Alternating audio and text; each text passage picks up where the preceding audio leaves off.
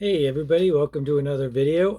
My name's Alex Turbin, and you can find me on Instagram under Alex Turbin 04401 at Instagram, or Patreon. Go to Patreon/ Alex Turbin, and you can find my work there. Um, all of my Patreons receive a free monthly comic book from me.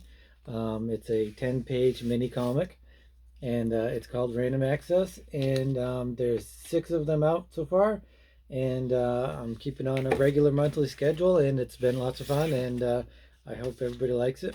What I'm going to talk about today is a kind of a sore subject for me, because if you've seen my previous videos, that you know that I love comic books, and you also know that I love the X-Men. Like, the X-Men are my favorite things pretty much in the whole world. I love uh, Star Wars, hockey, video games, comic books, X-Men, and the X-Men are first. So I could probably do without all of that other stuff as long as I had the X-Men. Um, but it hurts my heart because um, the newest series of X-Men comics, I think, is garbage. The last few issues I haven't really had too much of a problem with, um, but they're kind of forgettable. Like, I don't even know what's gone on the last 5 or 6 issues, because I read it and it just kind of goes out of my brain. I don't think about it. I don't think about the characters. I don't think about the villains. I don't think about storyline. Don't care. Don't care. That last one had Polaris, and yeah, it was okay, but like I said, it just leaves my mind as soon as I'm done reading it. And that's really what you don't want in a comic book. You want to be able to read it, enjoy it, and then think about it later on, which makes you want to go back and read it again. I just read Stray Dogs, the trade paperback, and it was a fantastic read, and I loved every minute of it. And then, I put it down, I was done, and I thought about it for the next week or so. It was such a good read. And I'll probably go back and read it again, because that's what I do, and I think that's probably what a lot of comic book readers do, is they go back and reread stuff, because that's part of the comic book um, way of life. That's why it sucks you into the medium. The medium can bring you in, and it makes you want to, if it's really good, makes you want to reread things over and over again.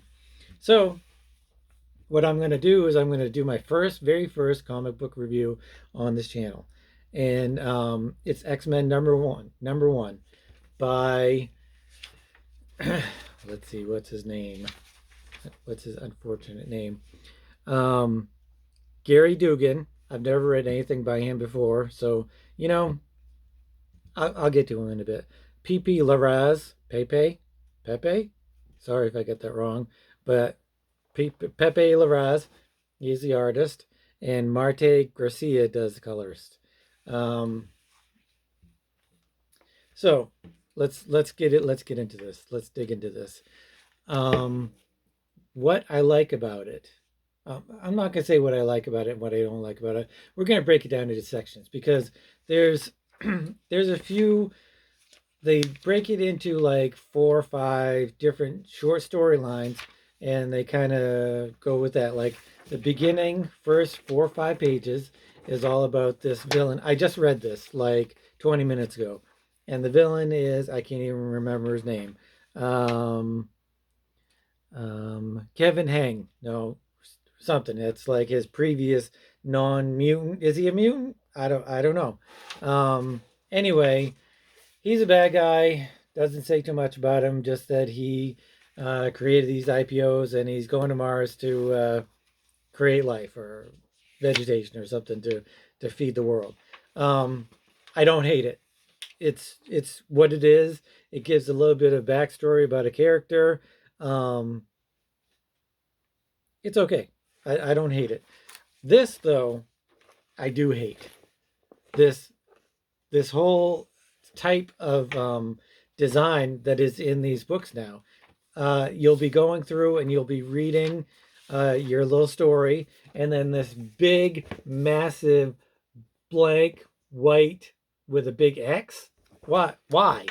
Why? Why not have a splash page of something? A double page splash page. They have the characters, they have the credits, which you could do it a million different ways better, and that's what these X-Men books do now. I don't know if that's in. I guess no, it's not in all the Marvel books because I get Daredevil and Thor, and they're not in there. But this, like, why interrupt a good story with? Is it supposed to be a commercial into a uh, something else that's going on? I kind of feel like it's just wasted pages. Like this. This is a from the desk of Ben Urich, the Daily Bugle. Make it look like a an article in the paper, or something. Why even have it? It's meaningless, and it's bad design, and it makes me feel like I wasted 4 pages of my. How much did I pay for this garbage? I paid $4.99 for this book. So $5. There's 4 or 5 wasted pages of just text, which they go along with the story, except for this. That I really don't like that. Um, and so that's just my design complaint, I guess, for the whole X books now. I feel ripped off. I feel ripped off by those pages. The second part is this treehouse. They're building a location for the X-Men to get into their next adventures, which is okay, which is a treehouse built from Krakoan um, seedling and tree, and then brought into New York City, and it grew overnight. They make this big deal about it growing overnight, which I don't know why that's a big deal, but it's all right. It's all right. Whatever. And the artwork, Pepe, I'll have to say he does a pretty good job. I don't like to complain about people's artwork because everybody's art is different, and you might like it, you might not like it. Everybody's tastes are different. Um, the only time I ever complain about our work in a comic is if I can't tell what's going on. That's the biggest thing. If I can't tell what's going on, then I won't like it. And also, um, if it breaks um, if it breaks my immersion into the comic, then I'm not going to like it. If I don't feel like the drawing is not good enough, but doesn't go with the story and just feels like it's not a real person. If there isn't a real person, or something like that. But this guy's pretty good. This guy, I don't can't say that I love him, but I don't hate him, and he's pretty good. Um, the only kind of gripe I have is that his poses. Here's Marvel Girl here, um, and she's Cyclops is beaming into the upper levels of the tree, I think, and she's standing there posing. Why? Why isn't she doing something, uh, you know, productive? But like I said, it's a minor gripe. I don't care. The art's pretty good. I like it. It's full, and it's action packed. Like this one with Rogue, and they're gonna fight a creature, and it starts out as a meteor, which that's pretty cool. That's a cool panel. Um, and it turns into a creature. The meteor turns into a creature that they're gonna fight. It's a very basic story though, but so far I'm okay. I'm all right. It's an X-Men #1. You're kind of getting into new stuff, getting into new areas, new territory. Here's a nice splash page of all of the characters, which is pretty cool. He does good splash pages. I think that's probably what I like about best about him. Um, but then here's where I hate this comic book. I don't hate any comic book. This is a comic book that I hate. The only comic I have like maybe 30,000 comic books. I have 35 long boxes, and a lot of them are not bagged and boarded, so probably 30,000, maybe. I don't know, something like that.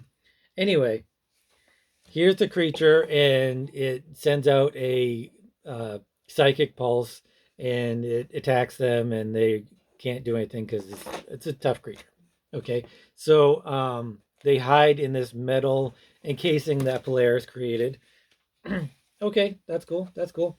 And then they start talking about um, what they're going to do about this creature who they can't fight, I guess, normally, because they have to be shielded by the metal that is encasing them, even though it's really Marvel Girl that's shielding them from the psychic attack.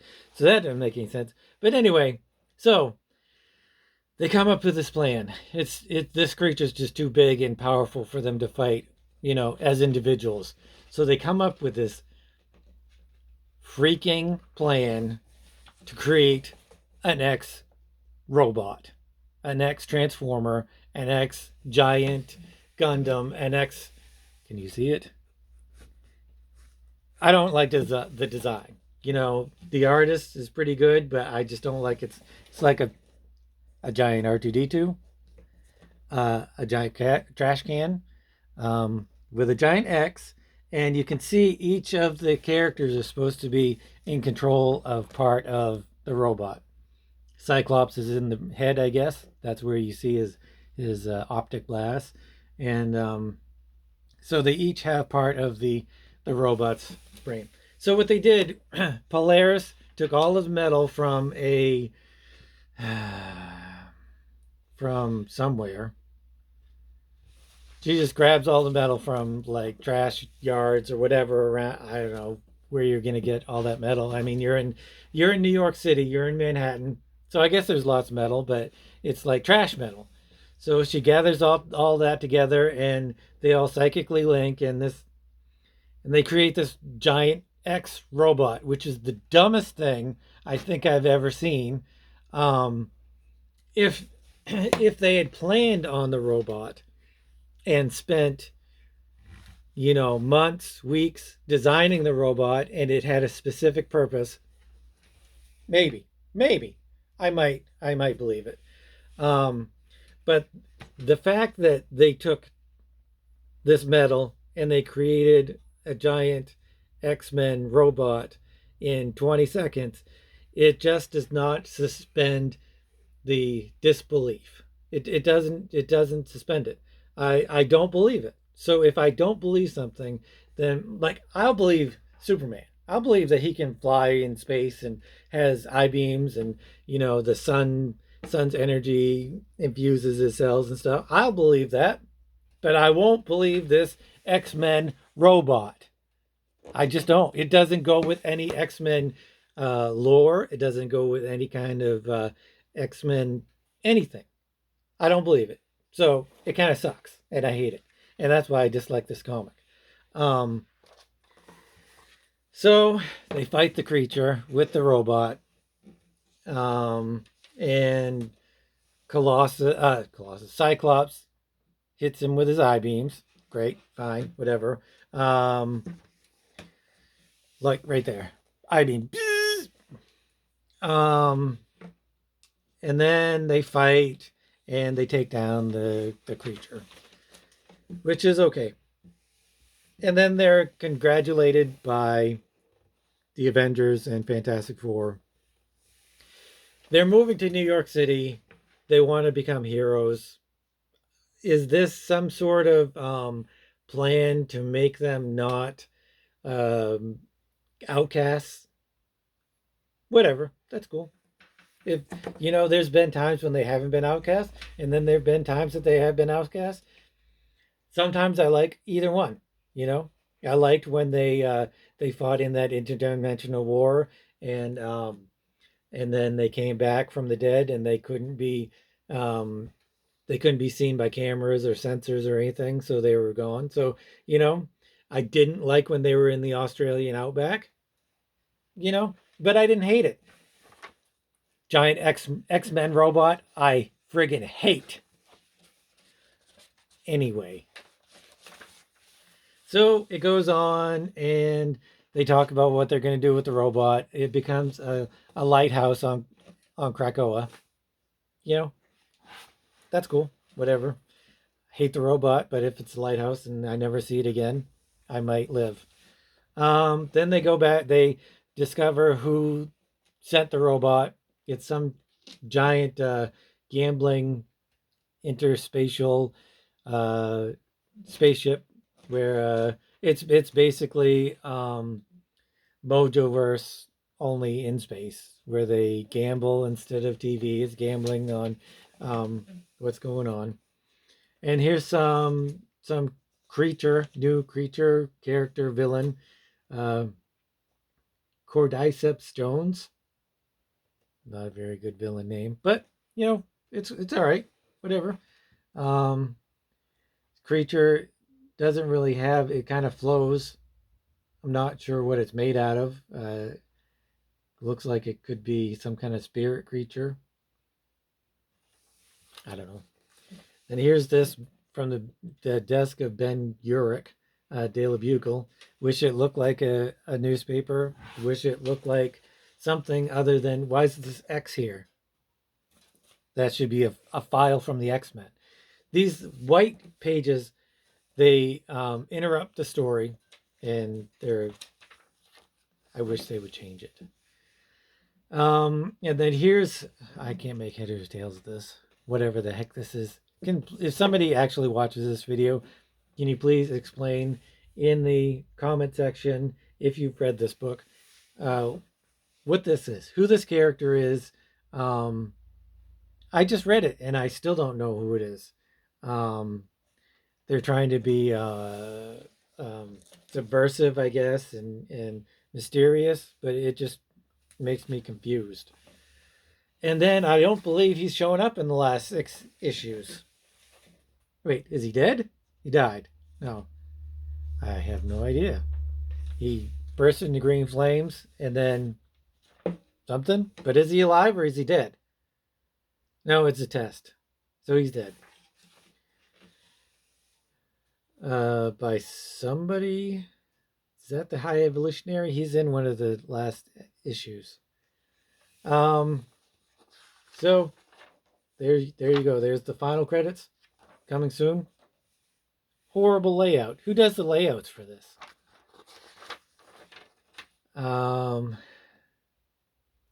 then here's another couple ads. Anyway, $5, not well spent. It is, because I love the X-Men, and I'm going to keep getting the X-Men comics because that's what I do. And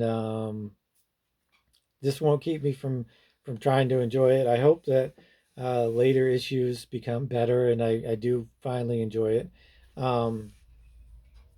But this is the only X-Men comic that I hate, and it's all because of the giant X-Men robot. So tell me what you guys think about this issue. I don't know if this was a review or just me bitching about it, but I did it anyway. So thanks for watching, and once again, here's some random access that if you want to get access to, hit up my Patreon at Alex Turbin Patreon. Or if you want to talk about it on Instagram, AlexTurbin0441 on Instagram. Anyway, I'll see you guys next week, and have a good one.